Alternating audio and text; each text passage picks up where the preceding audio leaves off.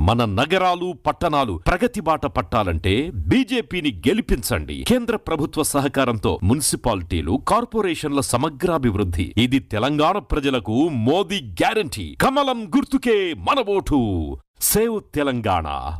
Vote for BJP. ఏ భరత మాత ముద్దు బిడ్డ నరేంద్ర